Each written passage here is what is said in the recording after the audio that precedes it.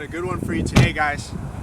GT53, one of my favorites. It's based off of obviously the GT63 and the other four-door coupes, but with the inline six and the hybridization, this is something I'm really excited to talk about. It's different, but it's not all bad. The inline six, the hybridization here on the 53 cars, gives you a range that the 63s don't have. This car is easy to drive every day. It's easy to go around corners fast. It does everything really, really well, and it's going to return excellent economy. It's going to be easy to maintain. It's going to be easy to own. So let's dive into it. So we're going to head out on another test loop and talk about the car. Obviously, the hybrid technology allows the motor to shut off. It's super quiet. Inline sixes are naturally balanced. You know, when you're not on the boil, there's a sense of calmness about this car that's not present in the 63s. So I have the car in comfort mode now. Softest settings, obviously. Do get a little of the normal inline six engine noise.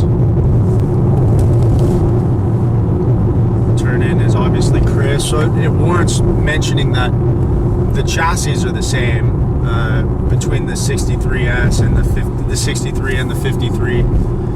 So you're not kind of paying any penalties as far as that goes. You lose the rear steering on this chassis. It's not even optional. You can't add it. Man, I totally lost my flow. Let's talk about your energy you're bringing. It's a small space. The battery power, the electric power is spooling the turbo here. It's a single turbo motor, so inline six single turbo motor, but with the 48 volt internal starter generator, you can spool the turbo immediately. You're not waiting for the exhaust gases to spool that turbo like on normal turbo motors. So effectively it's acting like an electric supercharger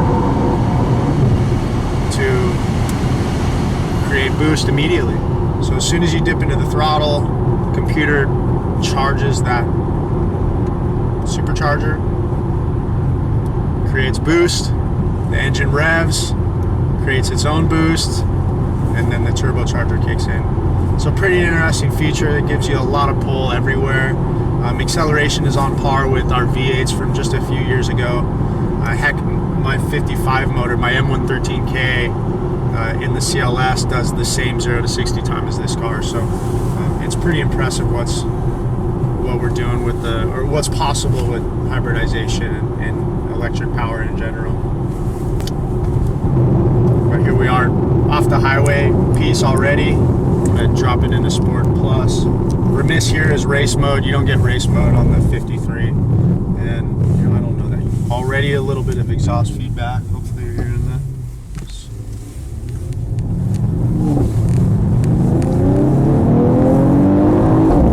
Not more exhaust noise.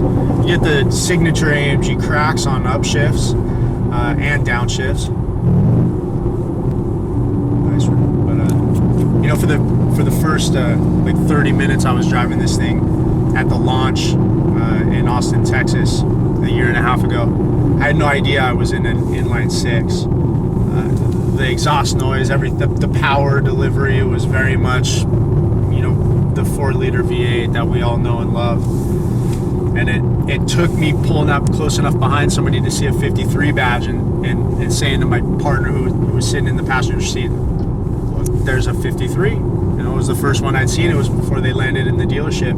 And he confirmed at that point that we were in fact driving a 53. But I say that to say that the power, you could argue that you don't need a faster car than this, right? It's good that they exist. Here's a shortcut for some of you guys that you may not know. In any of our cars, the current crop of cars, your paddles, of course, will shift the car at any time, give you the ability to shift up, shift down, kind of set yourself up for a corner or what have you. A lot of folks probably don't know that if you pull and hold the left paddle, the downshift paddle, you're going to prime the motor and you're going to put the transmission into the best gear for a pull, for acceleration. So if you're in 5th gear, you're going relatively slowly, that's going to put you all the way down into 1st or 2nd or whatever is necessary for a shift. The opposite of that is true also. If you pull and hold the right shift paddle, you put the car in the most comfortable or the highest gear possible.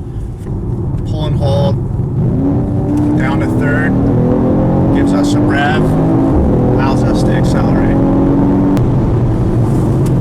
And of course the car's on rails. It handles speed so incredibly well.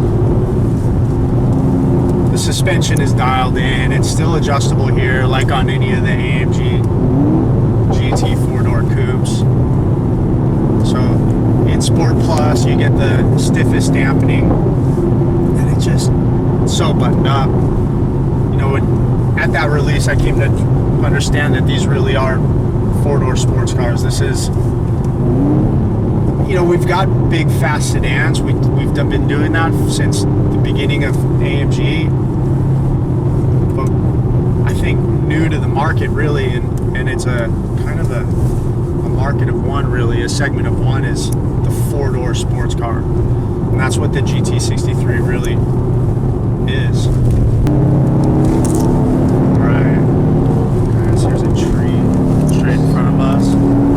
My favorite corner of this whole drive.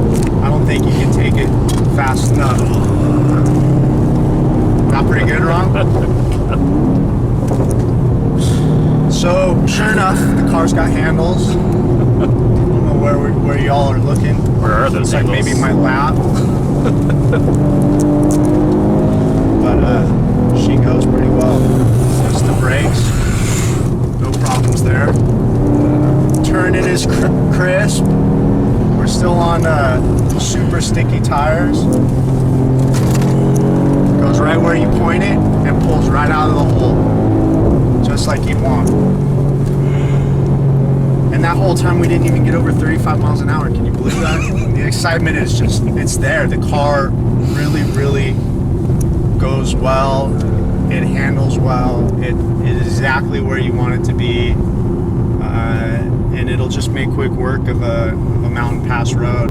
It does institute the 4MATIC Plus, which is this new 4MATIC system that AMG developed, that under normal driving circumstances allows power to go straight rearward 100% of the time, and then transfer forward as necessary. So if you start to spin the rear end, or if you need power forward to pull you through, induce yaw to pull you through a corner, it'll do that. It's very intuitive. It's excellent at what it does.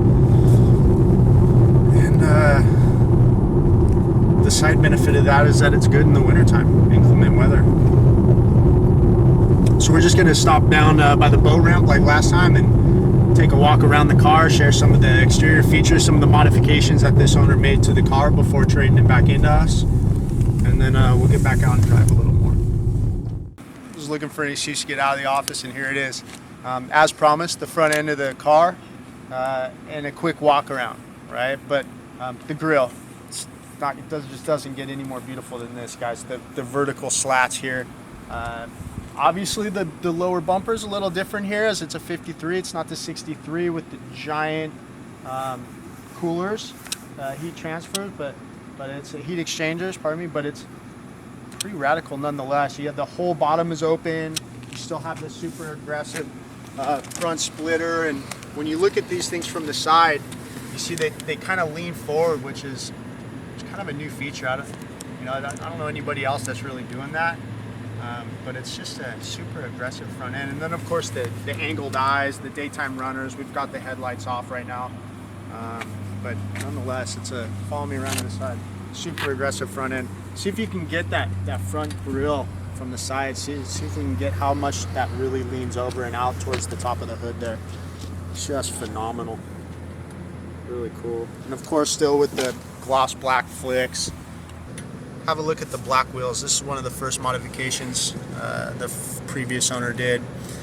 He powder coated the whole thing. As a lot of you know, AMGs have polished lip, and of course the logoing would be polished as well, or sometimes they're two-tone wheels. This guy loves his black wheels. First thing he did. You know who I'm talking about. Walk around the back of the car first. Obviously the 53s, as with all of the entry performance cars, this is Get the round exhaust pipes. A little bit less aggressive diffuser than on the 63s, but I really, I think I said this on the CLA, but I really enjoy the round tailpipes, or the oval tailpipes, I guess. A little bit of gloss black and all the matte black, so that's a nice feature. Pretty cool flicks here with the wide body. And then here, maybe we can see better the kind of the way it all pulls together with the black wheels, and then the darker tint in the rear, and then of course the tint up front. Works well with the night package, I think. As cool as they are to park and look at. Let's keep driving. So here we are, getting into the back seat.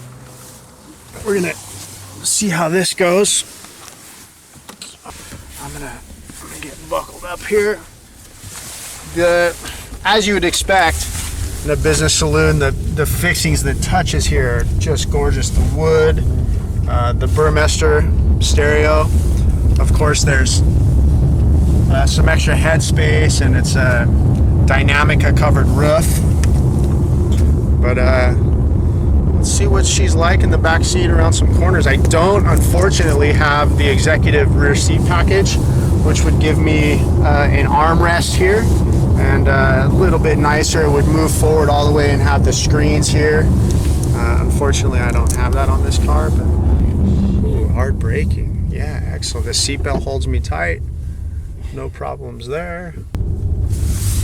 Huh? Guy crashed his bike. Seems like it. See the bike helmet and the. It's not a helmet and a dude in leathers and no bike. Yeah, the bike was in a ditch or something. Well, there you have it. Safer than a motorcycle. Safer than a motorcycle.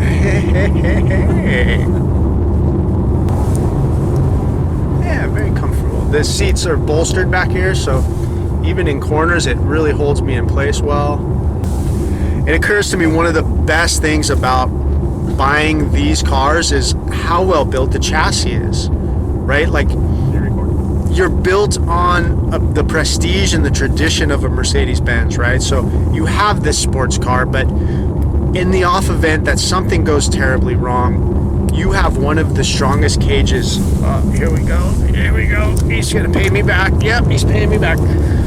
You have an extremely strong cage to keep you safe, right? So the rollover capacity of any Mercedes-Benz is well, the NHTSA demands, here we go, one more. The NHTSA demands that the car be able to support 1.5 times its weight on the A pillar. Now, Mercedes-Benz says that's not enough for them. They want to see 3 times the car's weight. So, you know, if you're rolling through a field like Ron just mentioned, we might be. If you're rolling through a field, you know that the car's A pillar is going to support at least 3 times the car's weight, and it's going to do it at least once. Now, so for a single rollover, you're probably safe. If you're going to roll the car a couple times, I mean, then you want to start to think about it, you know. Another cool feature on our current generation of cars, guys, is the emotional start. This is something that's been made fun of online, but it's I think it's just another thing that points their finger to that our engineers are car guys and car gals, right? And what our engineers have done is engineered into the car what we call an emotional start. And what it does is it allows you to start the car, get that rev without having to put the car into Sport Plus or race mode. Pull the downshift paddle, put your foot on the brake, and start the car. Watch for a little rev out to 2,000 here. Gives you a little crack on startup. You can then pull away. You're in comfort mode. This is a little bit showboating. Just another cool feature about the car.